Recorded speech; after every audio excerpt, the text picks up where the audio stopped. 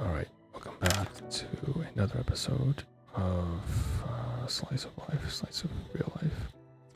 I'm Project Jira, and I haven't made an episode for maybe about 1 or 2 weeks, and I think this might be the last production session for probably another month. So I think that's just how I'm gonna have to do things, because there's a variety of administrative paperwork we gotta get done. That, in short, it's a large application. It's a pretty large application, and the deadline's coming up pretty soon. And I'd like to think that was the only thing I have to really concern myself with over the next 2-3 weeks, but actually there's actually several other, I think, programs, some related to health, physical health, mental health, that I may or may not be participating, and there's going to be a process of onboarding and stuff. So there's a lot of appointments and meetings, changes to schedule that may or may not be unpredictable. And so as a result, long story short, we won't be able to record very much over the next, I'm assuming, 3 weeks to a month. And so I'm just trying to wrap up whatever we can cover over this single production session, which will be like 3 episodes that I'm going to record, and then we're probably going to stop. And so again, Project Zero.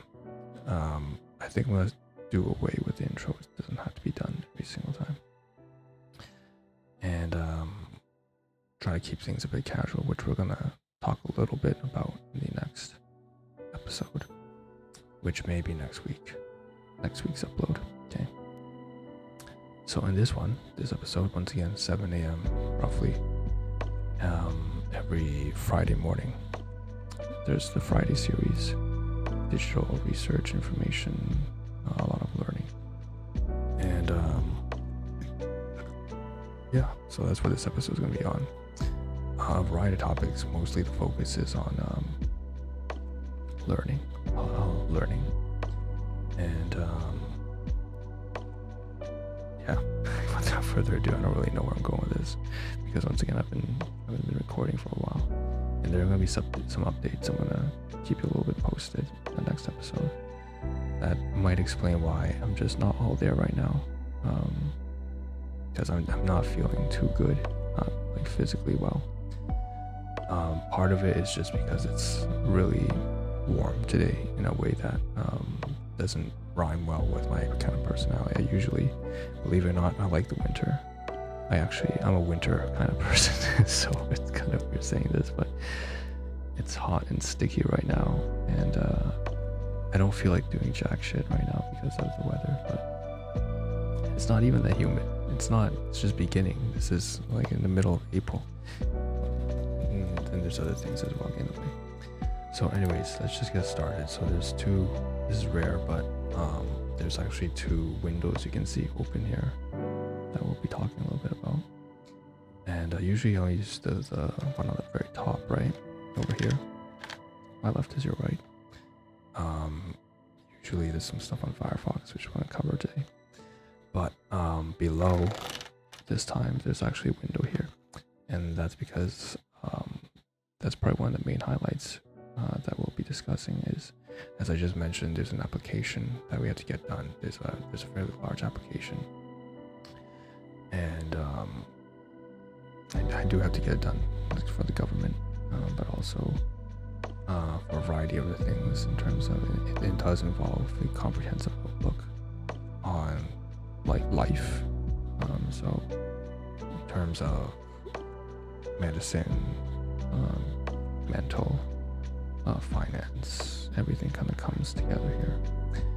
And I have to tie the strings. There's going to be a bit of a self-report, and in that self-report I have to actually write up certain impacts And so I've got Microsoft Word out, I've got Excel out, and I'm gonna go a little bit extra. So for this particular package or application package as a whole, there's already various sections you gotta fill out. And why don't I just kind of flip to the window right off the bat? Okay. And I'm gonna say that when it comes to those applications, right, just the kind of folder for it, there's so much. I'm not sure if it's if the right word is using here. I'm not sure it's evidence, but it's more like documentation I have to provide. And so as a result, I'm kind of tying things in from, you know, places that I rent and housing and leases and storage places, and I had to pull invoices and receipts and sign leases and paperwork like that. Then also to get them conditions, physical, mental, physiological, so on and so forth. And so it's going to be a very thick, maybe 50 pages, bare minimum, without additional documentation alone. If that was just standalone, just the paperwork that was provided from the admissions unit, from the program itself, already it would be at least 20 to 30 pages. But I had to append a variety of documentation, and it comes from various facets. You know, I'm also going to include, you know, my side business and projects like that, and nutrition and so on and so forth, as well as like I said, leasing and, you know, residential, but also like storage, and then including a variety of other things as well, which again, for privacy and confidentiality purposes, I'm being very vague with right now, right? No names, no addresses, no identifiable information. So the point is I had to take all that paperwork, collate it together, and you know, right up here you see there's a folder, and it's not the exact folder, but it does contain some components of the overall package. And right below that is what you see here. Going to be, what else am I going to include that package? It's going to go above and beyond, right? I'm going to be a little bit more comprehensive, because usually, you know, just fill out the application, append the required documentation, and submit it. It's not a big, I don't have to do anything extra. But in this case, I am going to actually create on spreadsheet, because it's part of the project, and I want to demonstrate that the project and the podcast also is something to worth demonstrating as part of the entire application. And so part of that also involves this spreadsheet, which it's a template.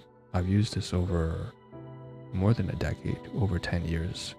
I remember the first time I created this template was to help one of my, way back, it was my cousin, there's a mutual friend, a cousin, one of my cousins, one of my many cousins at the time, was just graduating, you know, and he wanted to find a job, and at that time, kind of difficult.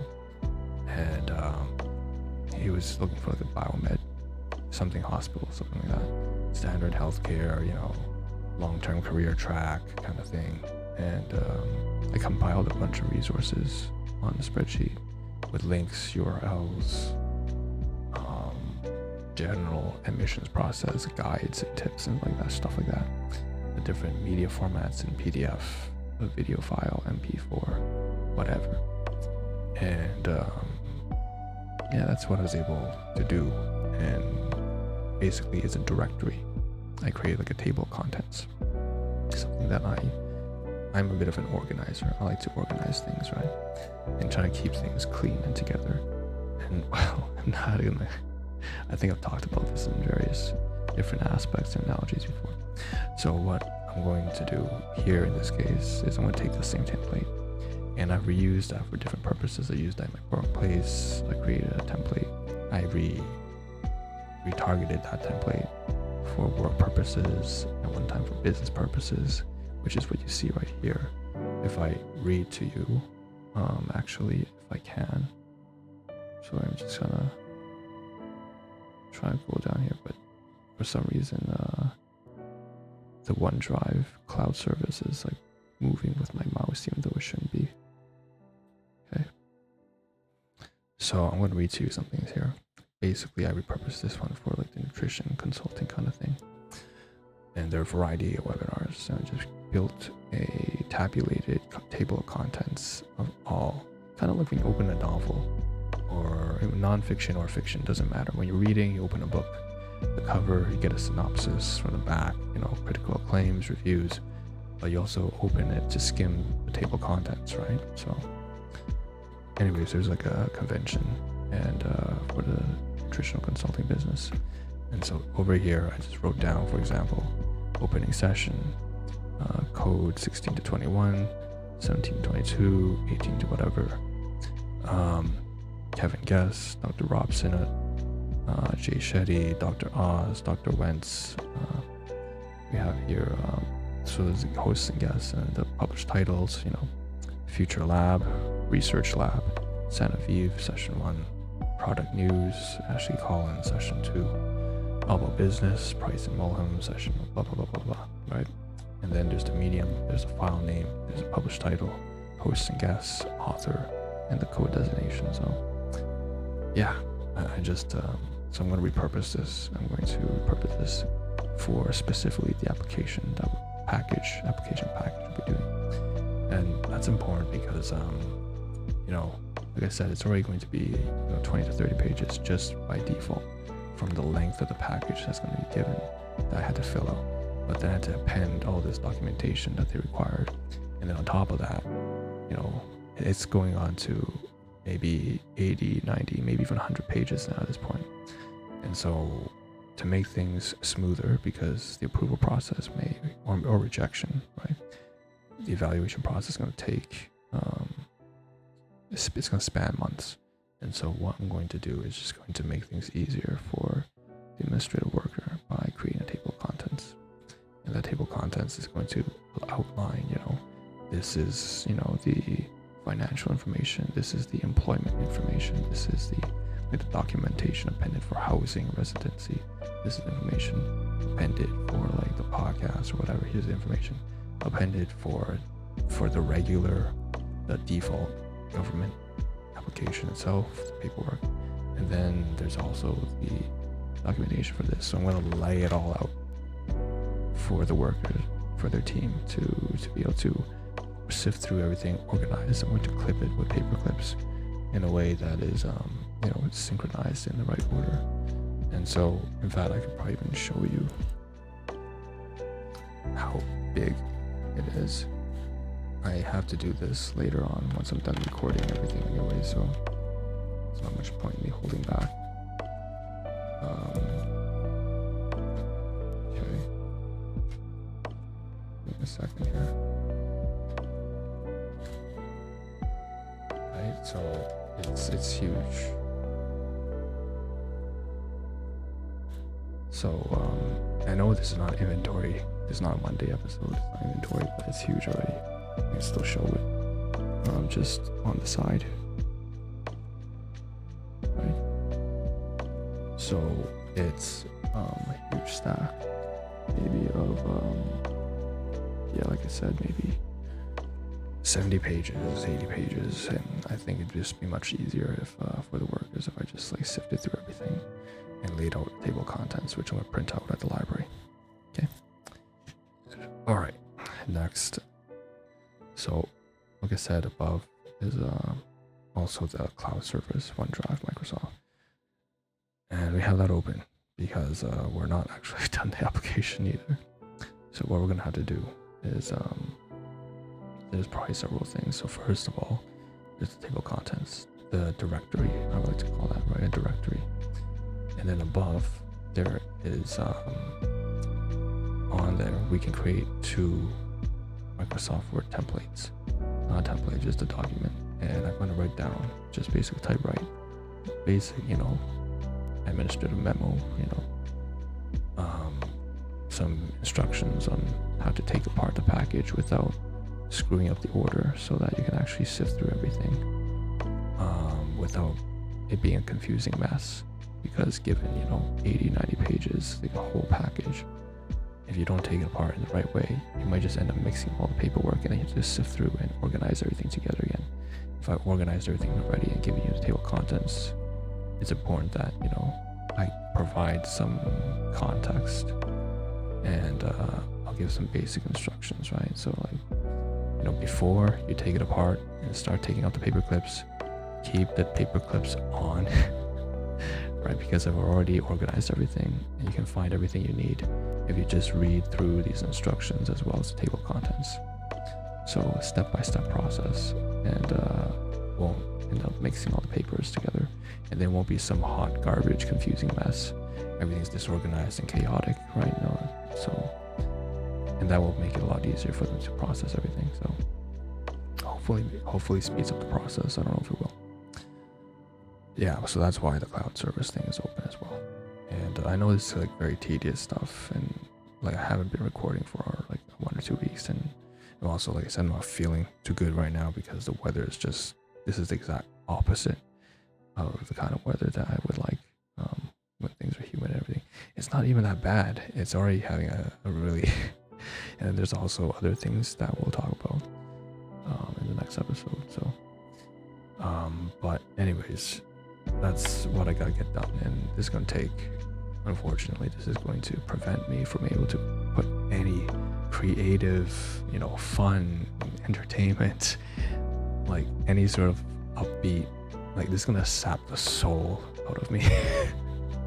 I'll provide a little bit more. Like I hate paperwork at this point, you know what I mean? But you gotta do what you gotta do, and it's gonna be boring, and it's gonna put like it's like putting an anchor on top of my creative side of my brain, like the side of me that wants to like make stuff and have fun, and I can't do that because it's just a bunch of really tedious, boring, but serious paperwork that we have to get done. And yeah, it's like 100 pages, and I have to write up a self-report and everything as well. And there's like 6 sections or major, and there's always, write down how this has a negative, positive impact, blah, blah, blah, blah, blah, and tie in all these things. You just have to. And I feel like I have to write an essay again. It's like shit, but which isn't bad, right? If there wasn't a deadline, and if it wasn't so, I guess, important. But there is a deadline, obviously, and so I won't be able to focus at all on this project, and I haven't been able to because I've been thinking about this, and just thinking about this and is draining the soul out of me. So yeah, in addition to everything else that we gotta do in life as already, right, in terms of like our relationships and work and stuff like that. So there's gonna be the next month I won't be able to do much because of this when it comes to the project anyways. So okay, so I think that's the main, well, there's a lot of main different things we can talk about here in this episode. So that's the main thing that kind of is going to get in the way. So what I'm going to do now is hop on over to the other major things that we've got to cover. Because again, we're going to kind of wrap things up before we really just hunker down and focus on that goddamn application package, as well as other programs that are going to take a lot of time from our schedule, and will prevent us basically from being able to do this project and focus more on it. But that's whatever you gotta do. So anyways, okay, so this is going to be mostly focused on learning, right? This entire episode, even when you think about the package, the application itself, which I haven't alluded to what it's about, right? I just said it's a large application package.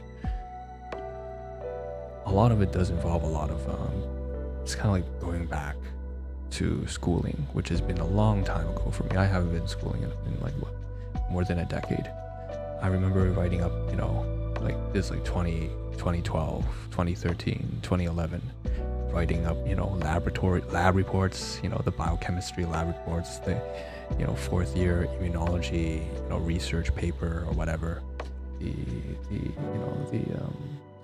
some kind of argumentative or persuasive essay.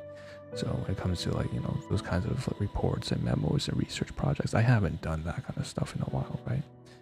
And I'm kind of happy because I don't particularly like doing that all the time. It's tedious. It's also it's tedious. It's just boring, right? Some of it's very boring. Some of it's very interesting, but you know, I don't want to because it takes up so much time, right? That's like just academic work. It's not a whole lot of fun, depending on the context. So, but that is partly still learning. Even when I'm doing this application package, it feels like I'm like revisiting like the things that, you know, I'm writing. I'm typing up like papers and papers again. You know, describe the situation, explain this, whatever, and really give, or even like a solid business pitch, right? Which is like postgraduate. Like you don't even. That's when you're working in the field, in industry, right? Some of you do this as part of your job. You got to write up like a business pitch or whatever, you know, copywriting, marketing, right? So like a sales page, you know. But so that's not even academic. That's just work. That's like career related, you know, projects and stuff like that. But and that might be more intriguing. That might be more, you know, exciting. You know, but still, it's just like one other focus in life, and I feel I have to do that again. So it's all kind of learning related. So we're hopping over here. There's several tabs here, and they're all related to like some form of education or something like that. Okay. So the first one here is it's on LinkedIn. I didn't really want to talk about LinkedIn, but basically what happened is people are like reaching out to me on LinkedIn and messaging for a variety of different places, and you know, for the most part, I just kind of respond by keeping it kind of. I've not been the most receptive over the past, because like during COVID, like there's people have been pretty awful and nasty, and so I kind of keep my guard up, and my, you know, personal boundaries kind of go up when society's just not very, like, it's hostile, it's not warm. So I, as a result, have to also, you know, as an individual, have to like keep my guard up then, right? So oftentimes, if I don't know someone, right, which is exact opposite of what I used to do. I used to be very open and whatever during like, you know, some for a sizable portion of like various different parts of like, because people could be like, I could trust that people would at least like be civil or whatever. That completely went out the window. I used to get, you know, I've been to work for like so many different clients and companies and stuff like that. I always got along with the supervisors, with colleagues, with people. I just kind of catch up like different times though, right? So it's like different times I have to kind of turn to something that I generally don't do recently, which is to be much more reserved and selective, and because of the level of immaturity that was like showing, it was like 2020s. And so when people reach out to me on LinkedIn, long story short, I send a message now. Before I would just ignore it, or I might accept it even if I don't know them. But if I don't know them now, I just send a message very perfect. I just say, have we met before? I haven't met before. Thanks for reaching out, but this is just a friendly notice that you might have mistaken me for someone else, right? And then I don't add them because I can't trust people anymore. It's like, which is weird coming from me. I'm the kind of person who likes to give the benefit of doubt. I like to be charitable. I like to think, you know, oh, maybe they're just having a bad day or something, but I can't do that anymore. I just can't do that anymore. And it's a real shame. So long story short, that's why this profile has popped up here, is because someone apparently from Hanoi, Vietnam, tried to reach out, and I don't know what they saw. It's like a sales executive or something, and I just kind of like I didn't turn it down, but I just left a notice. You know, you're probably reaching out to the wrong person. It's probably someone else with the same name. It happens a lot. Anyways, and that's where this university thing, foreign trade university, I was like, oh, I didn't know that in Vietnam they had this. So it's apparently where they kind of graduate or whatever.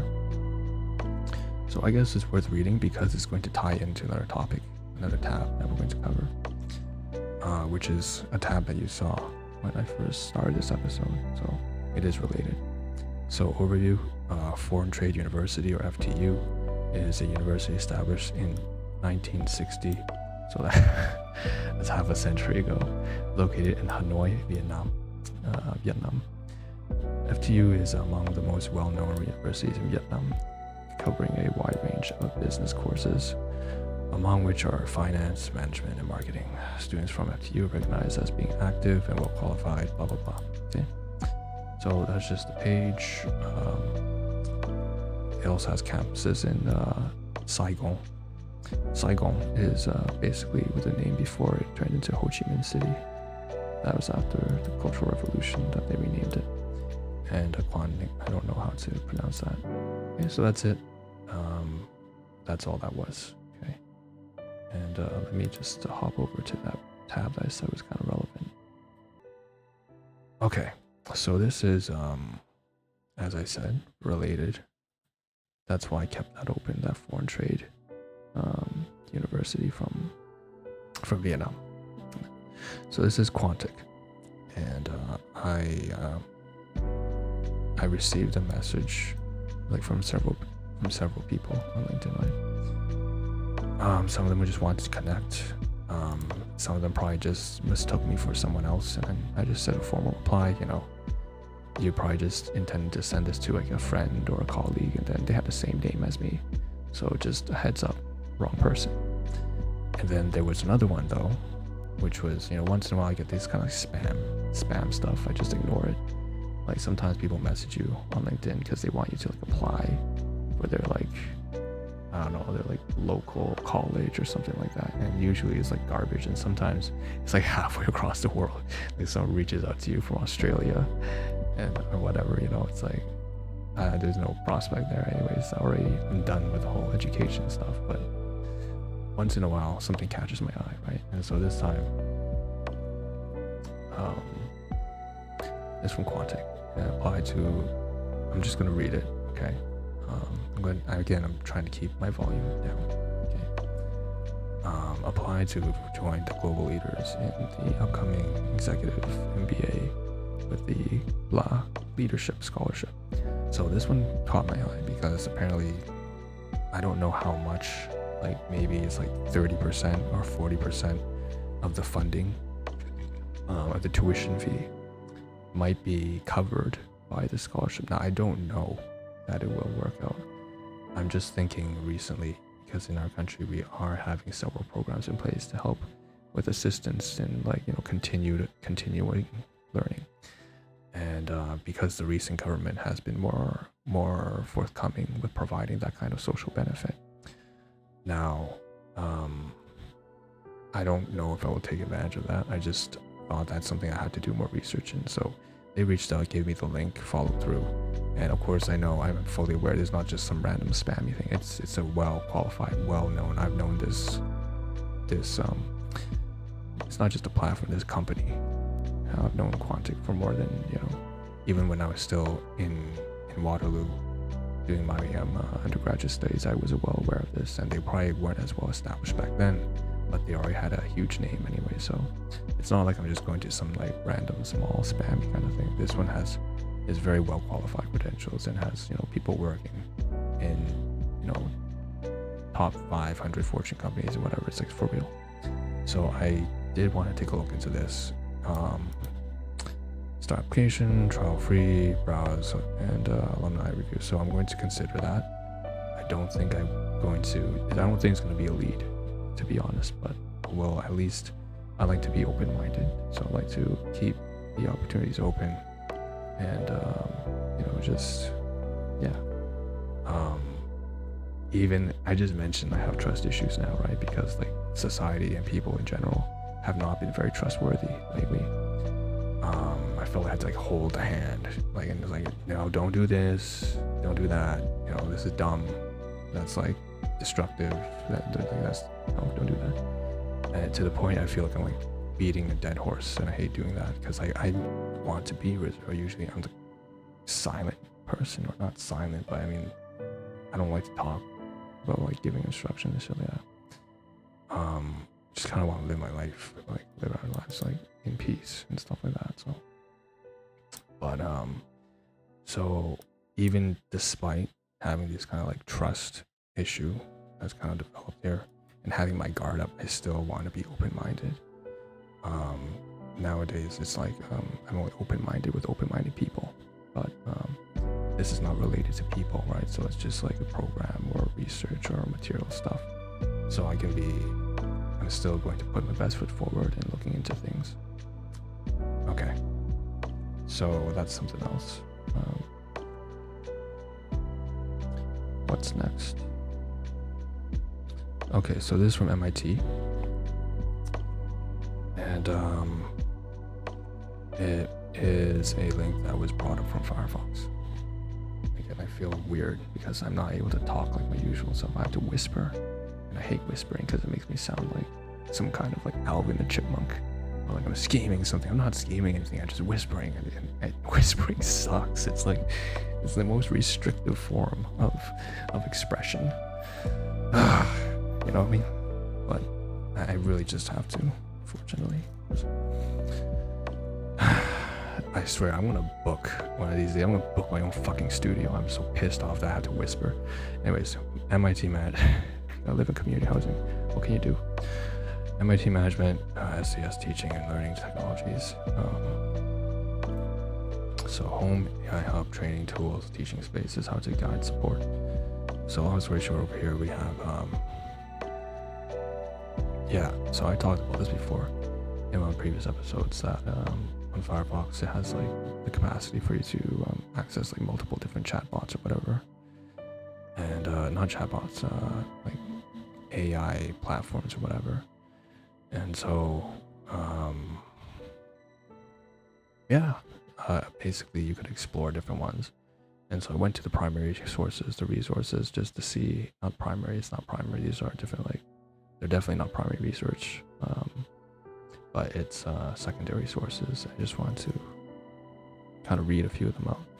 So Liu D 2023 June 8 prompt engineering for educators, making generative AI work for you, LinkedIn.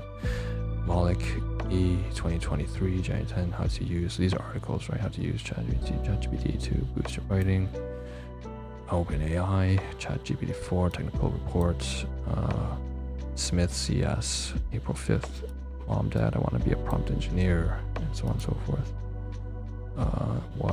And the last one, the first one's down here, Thornback, Urban, what is intent recognition? So this goes back to the reason why I'm interested in this is because I remember when I took an extra year because I like to explore different faculties in different areas, because it's like life, right? You want to, when you're at an institution, research institution or facility, and you have the capacity to, people go there like, oh, I want to, I'm going to use some very stereotypical things. Don't, it's obviously not the best route, but the stereotype, of course, at the time was, parents want their kids to get a good education, they send them, kids go, like, oh, they, drink, party, and they're not really there to care too much. They want to get a degree, they pay, anywhere between 30K to 40, 50K for, whatever. Get a bachelor's, get out, find out it's useless, get back, maybe get something more professional, and then, it's like about getting a career and stuff like that, kind of very standard, go to university, get a degree kind of thing. And, and then get a career, that will help you with your prospects or whatever. One thing that I really like to do, because I don't feel that is necessarily the best approach, is when I'm there, I would actually explore so many different, so instead of focusing just on my own program, which at the time was biomedical science, and the career track would have been like optometry, I actually spent another year there because I wanted to explore all the different faculties, and I spent time going into lectures that I wasn't actually, I went into lecture sessions that I was not enrolled in. So I would listen frequently to professors from very different classroom settings, very different programs, different fields, different industries, different research, but also different like work dynamics, different places in life, right? These are different components and domains and areas. So even though I was in the faculty of science and healthcare, I would go to the faculty of engineering, faculty of CS, computer science, of mathematics. I'll go to the faculty of arts and humanities. So you could imagine I've basically took my time there. Of those 4 years, I took an extra. And even during those 4 years that I was focused on my own studies, I would go there and I would seek out things like, the philosophy of language, civil engineering, geomechanical engineering. We had a faculty of environment, so I went there and learned about urban planning, right? So that's relevant to especially a lot of government policies and how society kind of runs, right? And stuff like that. It's important because you're going to be an adult and then you're going to have to participate, right? Because this is important to like your everyday life, although you may not think about it. It's like the people out there in the industry are working too. So you have to learn about also law. I attended I think this was a course which I may or may not have enrolled in myself. And I dropped it because I wasn't necessarily trying to get the certificate. I just wanted to learn more. I want to get some basics about legal systems, right? Regulations and policies. Again, not everything there is interesting. I'm going to say that, but then that's the same with life. Not everything you do is like parenting a child or coaching a student or coaching a pupil. Not everything you do is fun and exciting. Some of it is going to be kind of boring. Some of it's going to be like basic duties and responsibilities, but it's still important. And then you have the fun, and then you have the times where it's actually really fun and you're engaging, playing a game of soccer or whatnot. You're kind of coaching them. And it's kind of like, but some of it's going to be important. It's not all going to be. There's going to be some mundane work, right? So there's going to be certain fields like legal studies is going to be a little bit more mundane. I'm going to be honest. It's not as interesting as like history or as interesting as like mythology or whatever, or something else. I don't know. You just think of something that's interesting for you. But I explored, and one of my keen interests at the time, even though I didn't specialize in it, was cognitive science, and that is an amalgamation of neuroscience, of cognitive psychology, of cognitive linguistics. So it's a lot about how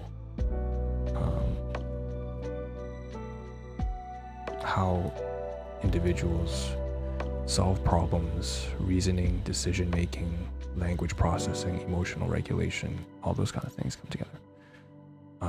And this is something I've been doing, something I was used to do from a very, very early age without any professional stuff. I would observe my classmates in like grade 2, in kindergarten, and even because I was trying to understand human behavior and what goes on in the household and how, why do people behave like this? Because it's so destructive.